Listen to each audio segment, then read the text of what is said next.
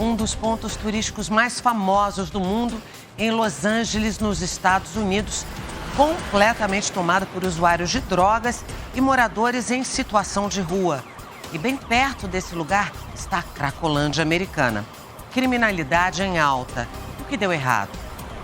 O Domingo Espetacular revela agora como uma polêmica lei que acabou livrando da cadeia pessoas condenadas por crimes considerados pequenos ajudou a criar esse triste cenário na maior potência econômica do planeta. Quando se fala em sonho americano, todo mundo pensa logo na Califórnia. Clima agradável, paraíso dos surfistas, terra da liberdade.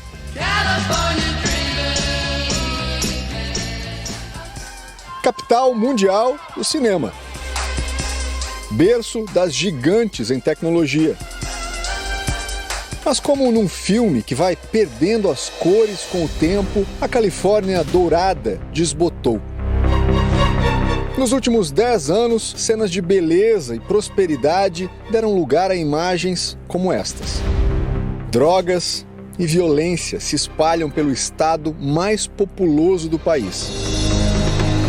A Califórnia tem hoje o maior número de pessoas sem teto dos Estados Unidos. Já são mais de 160 mil. Quase metade de toda essa gente vive nas ruas do condado de Los Angeles, região que reúne 88 cidades. Barracas, tendas improvisadas e carros transformados em casas estão por toda parte. Encontramos pessoas dormindo até nos lugares mais turísticos. Este é, sem dúvida, um dos maiores cartões postais da cidade, um símbolo de Hollywood.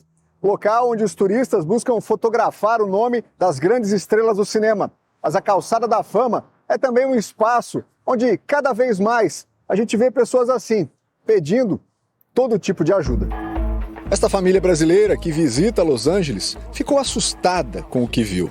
É uma impressão um pouco ruim. Há 14 anos, Jamie leva turistas para conhecer as casas dos famosos e nunca viu tanta gente largada nas ruas. Pergunto se isso afeta o negócio. O guia conta que já tentaram invadir a loja e a van dele. Agora eu mantenho esse taco de beisebol aqui para me defender. A apenas uma quadra da Calçada da Fama, encontramos um acampamento improvisado. A polícia faz revistas frequentes em busca de drogas e produtos roubados. Mesmo se flagrar algum tipo de crime, a maioria das vezes ninguém vai preso. E daqui a pouco você vai entender por quê. Nesta tenda, no centro da cidade, encontramos Esperança, uma imigrante mexicana. Ela tem 8 filhos e nos conta que vive sozinha, nessas condições, desde que foi expulsa de casa pela família há mais de 10 anos. É perigoso porque nunca sabes. Sim, ela sofreu com violência. Sim. Há pouco mais de uma semana, um restaurante brasileiro foi atingido por balas perdidas aqui em Los Angeles. E parte da entrada ainda está quebrada aqui, coberta com tapume. Vamos conversar com o proprietário para saber o que aconteceu. Pedro explica que polícia e criminosos trocaram tiros na madrugada. Há 6 anos, na Califórnia, o empresário diz que nunca viu nada parecido. E a situação só piora. Meu sócio, justamente depois desse incidente, roubaram o carro dele, quebraram o vidro e pegaram a mochila dele com um notebook, com documentos, tudo na mesma semana.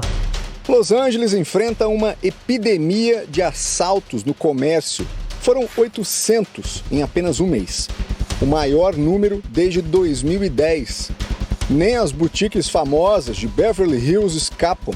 40 pessoas invadiram uma grife francesa e levaram o equivalente a R$1.500.000 em artigos de luxo. O problema também atinge de forma dramática outras grandes cidades do estado, como São Francisco, sede das maiores empresas de tecnologia do mundo. Lá, quase 9.000 pessoas vivem nas ruas. O uso indiscriminado de drogas e o crime também disparou. Dinheiro não falta. Se fosse um país, a Califórnia teria a 5ª maior economia do mundo. O problema, segundo especialistas, é a adoção de políticas públicas equivocadas, como o excesso de tolerância com drogas e crimes. A política de liberação do uso de drogas ilícitas é um tiro no pé. Cada vez, crianças e adolescentes com idades mais precoces vão ter o primeiro contato com o uso das drogas. Eu amo a Califórnia porque sou daqui, mas não gosto nada do que está acontecendo. Meus pais idosos não saem mais de casa porque se eles forem assaltados e esfaqueados, os policiais só vão aparecer 2 horas depois.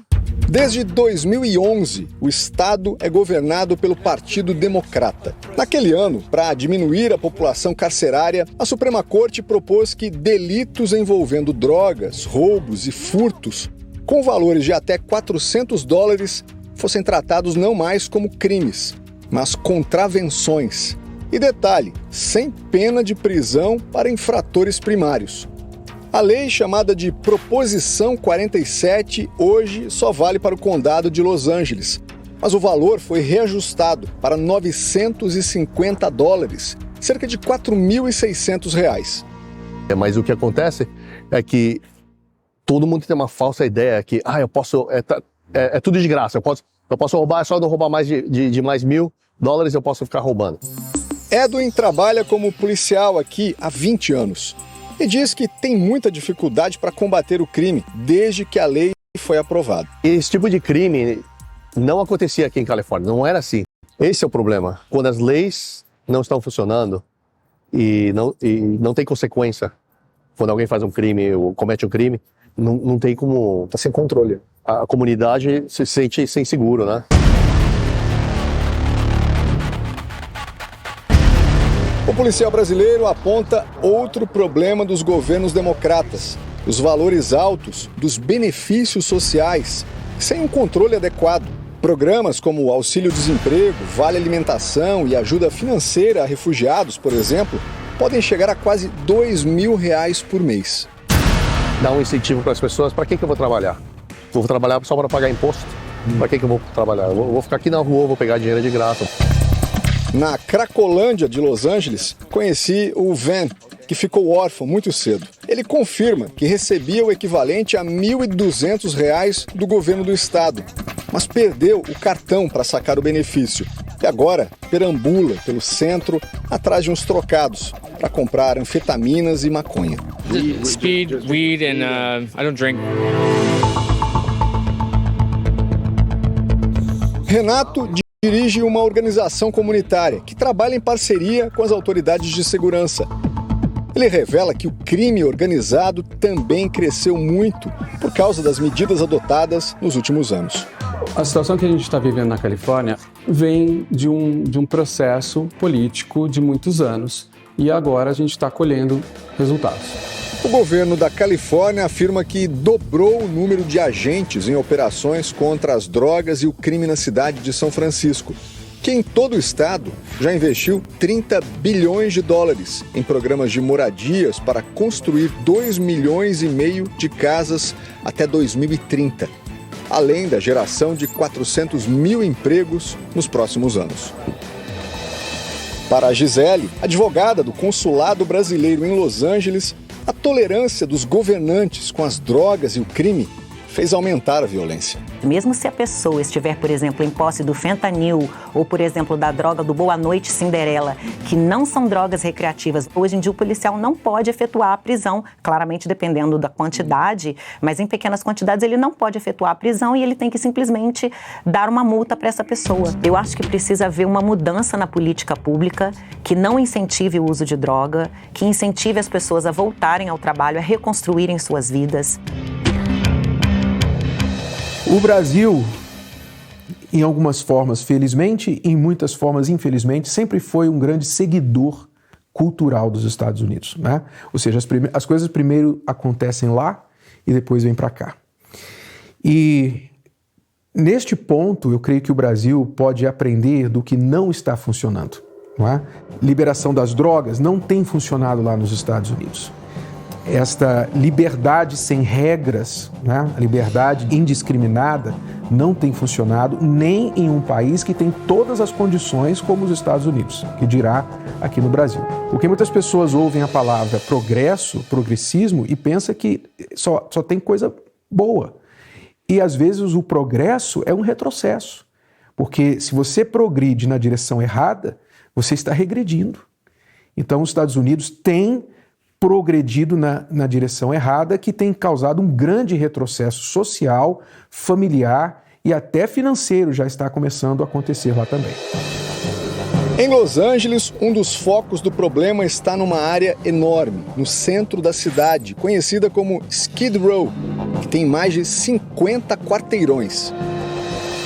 De certa forma, essa região pode ser comparada à Cracolândia de São Paulo. Aqui, além de usuários de droga, a gente encontra uma multidão de sem-teto, pessoas que perderam o emprego, ficaram sem dinheiro e passaram a morar na rua, em barracas improvisadas como essas. É um problema social que existe há quase um século, mas que se agravou nos últimos anos.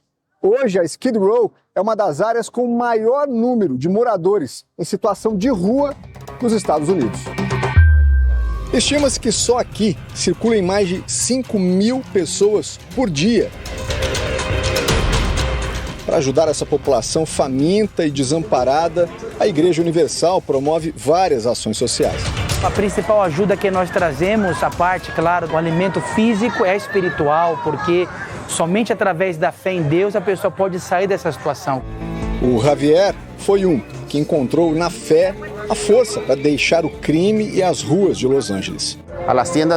Eu entrava nas lojas, roubava pacotes de cerveja e saía correndo. Queria ficar bêbado e drogado para esquecer quem eu era. Hoje, recuperado, ele trabalha como voluntário, ao lado da esposa, que conheceu aqui no projeto da Universal. Vim buscar uma resposta para a minha vida, minha saúde, e aí Deus me colocou no caminho dela, que também vivia nas ruas.